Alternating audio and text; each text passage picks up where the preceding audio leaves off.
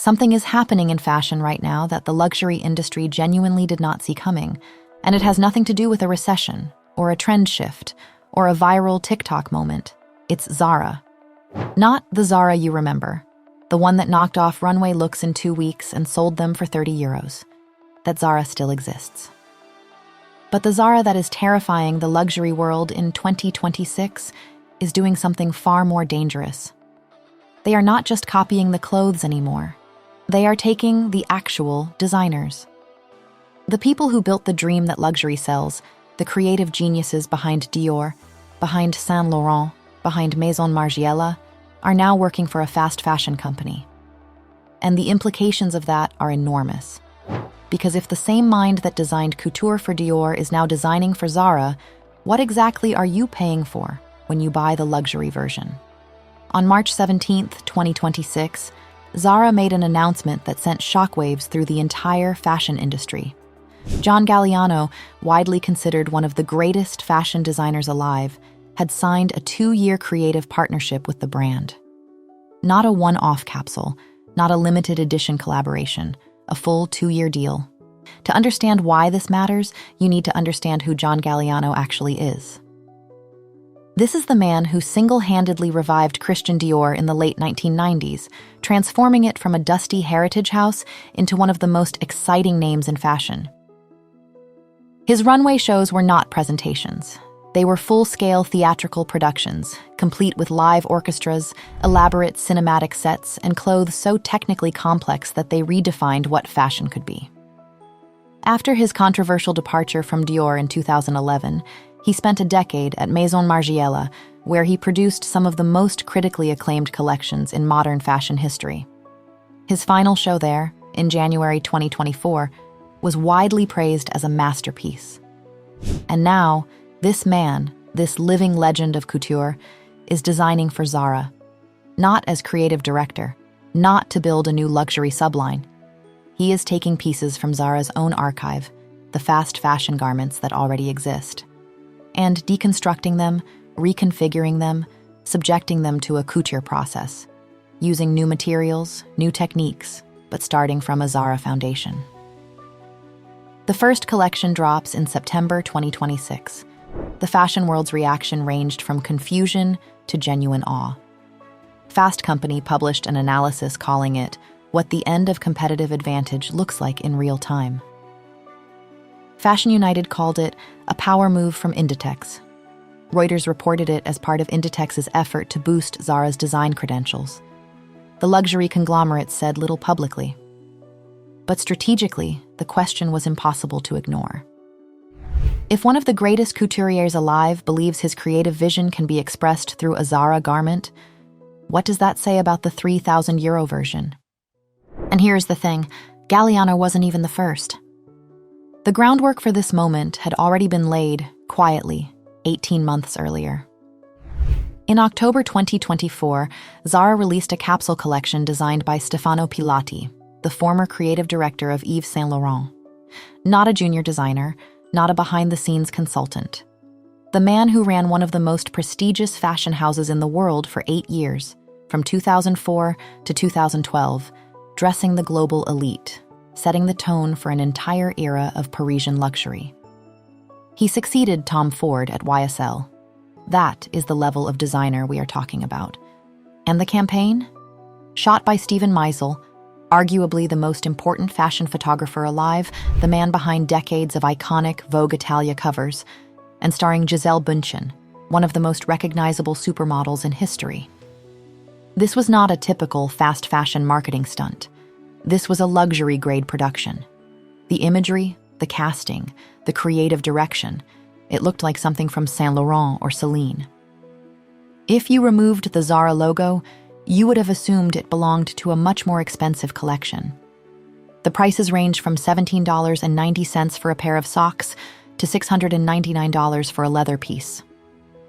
The collection generated immediate attention, and many pieces moved quickly. And that was the moment the luxury industry should have paid attention. Because Pilati proved something that the conglomerates had spent decades trying to protect. That creative vision, taste, and the eye, The actual things you are paying for when you buy luxury are not automatically exclusive to a luxury price point. They can exist outside the luxury system. The only thing keeping them inside was the designer's willingness to stay there. And now they are leaving, one by one. But Zara's assault on luxury isn't just about borrowing designers. It is also about psychology, specifically the psychology of physical space. And this part of the strategy is genuinely brilliant in its simplicity. Zara has long spent far less on traditional advertising than many of its competitors. Instead of building the brand through constant, glossy campaigns, it has often built desire through stores, scarcity, collaborations, and physical presence.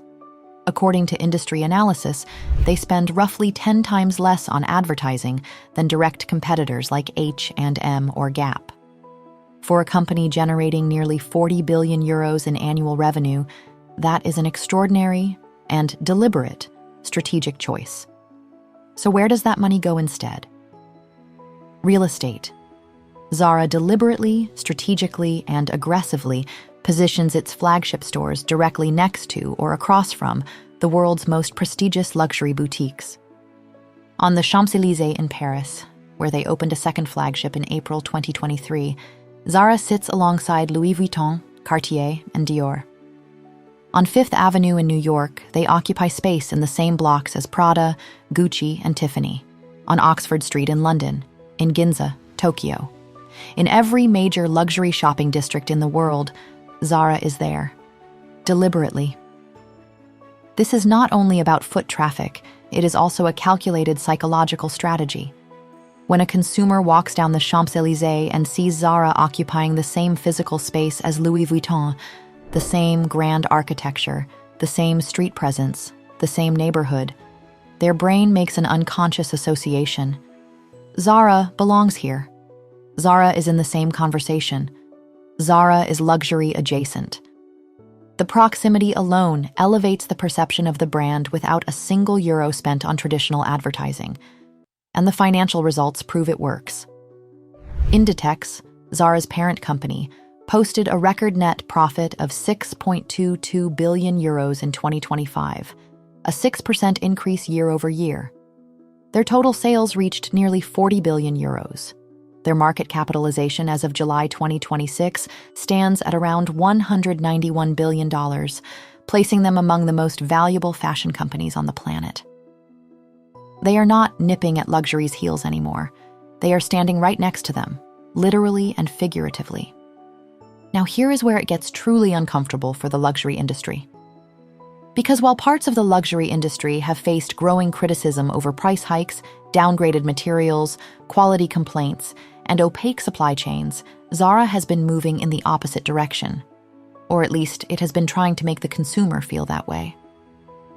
Their Zara Studio line, which launches seasonally as a premium in-house collection, now features pieces made from materials like cashmere, silk, and certified Italian leather.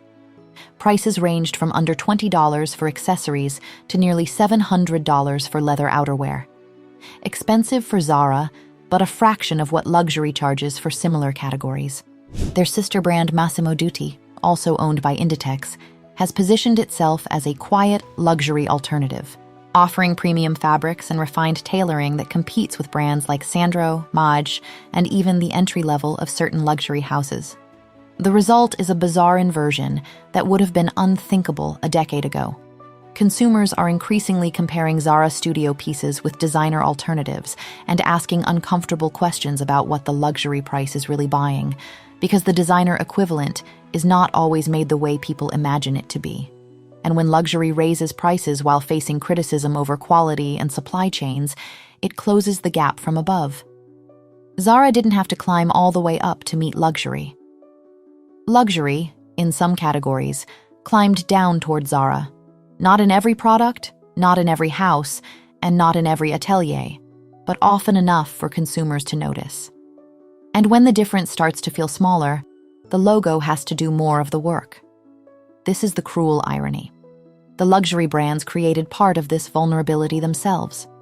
By chasing quarterly profit targets, by cutting corners in some areas, by leaning harder on brand image than product substance, they made it easier for a company like Zara to ask a very uncomfortable question. If the clothes can look this good, and the designer can be this serious, why does luxury cost 10 times more? And this is the part that makes Zara's move so much more dangerous than a simple designer collaboration. Because this is not happening by accident. Since Marta Ortega Perez became chair of Inditex in 2022, Zara has been moving through fashion with a level of confidence it never had before. Not louder, not cheaper, not faster, more elevated. The strategy is not to turn Zara into a luxury house. That would destroy the entire model. The strategy is to borrow the cultural machinery of luxury without charging luxury prices. First came the stores, fewer, bigger, more architectural, more dominant spaces in the most expensive shopping streets in the world. Then came the image makers, Steven Meisel, Gisele Bündchen, Kate Moss. Then came the designers, Stefano Pilati, John Galliano. Piece by piece, Zara started collecting the ingredients that luxury once believed belonged only to itself. And that is the real threat. Luxury used to control the whole fantasy.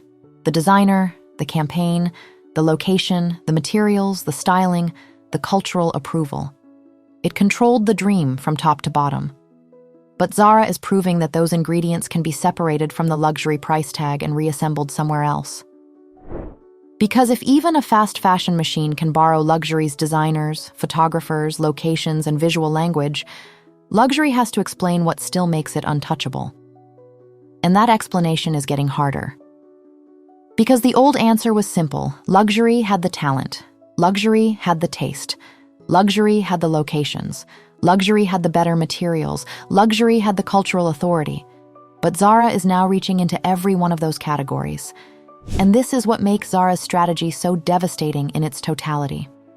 They are not trying to become luxury. They are making the distance between luxury and high street feel less untouchable. This does not make Zara the ethical hero of fashion.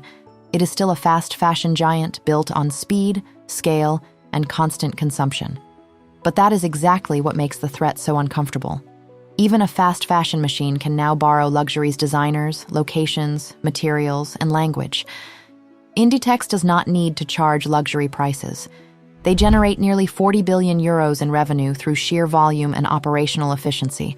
They do not need the dream in the same way luxury does. They do not need exclusivity. They only need enough of the dream to make consumers question why luxury still costs so much. The luxury conglomerates, meanwhile, are trapped in a position of their own making. They cannot lower their prices without damaging their own brand equity. They cannot match Zara's speed or volume. They cannot prevent former designers from taking deals elsewhere, especially when those designers feel creatively stifled by the corporate machine. And they cannot stop the consumer from asking the one question that terrifies them above all else. If the same designer, using comparable visual language, can create something beautiful at Zara prices, why would I ever pay $4,000? That question used to have an easy answer. Craftsmanship, heritage, exclusivity, quality. But one by one, the luxury industry has made those answers harder to defend through relentless price hikes, overexposure, and questions around quality and supply chains. And now Zara is turning that gap into a business model. The fashion hierarchy that has existed for over a century, couture at the top, high street at the bottom, is not collapsing overnight. But it is being challenged in a way that feels genuinely new. And the company doing it is not some scrappy disruptive startup. It is a 40 billion euro machine with a $191 billion market cap that has been quietly building toward this moment for decades. The luxury brands are right to be nervous about Zara, because Zara is not just competing with them anymore. Zara is exposing the distance that used to protect them. Every Galliano collection that arrives at Zara prices is a public demonstration that creative authority can travel outside the luxury system. Every elevated Zara studio piece is a silent accusation that luxury may be charging far more for a gap that is getting harder to see. And the most terrifying part for the conglomerates? This is only the beginning. Galliano's first collection hasn't even dropped yet. The 2-year deal runs through 2028. And if it works, if consumers embrace it, If the reviews are strong, if the cultural conversation shifts, every major designer currently feeling creatively suffocated inside a luxury house will be watching and wondering if they should make the same call. Zara may not replace luxury, but it is exposing how much of luxury's power was built on distance and how quickly that distance can collapse. Curious to hear what you think in the comments. Thanks for watching, and as always, I'll see you in the next one.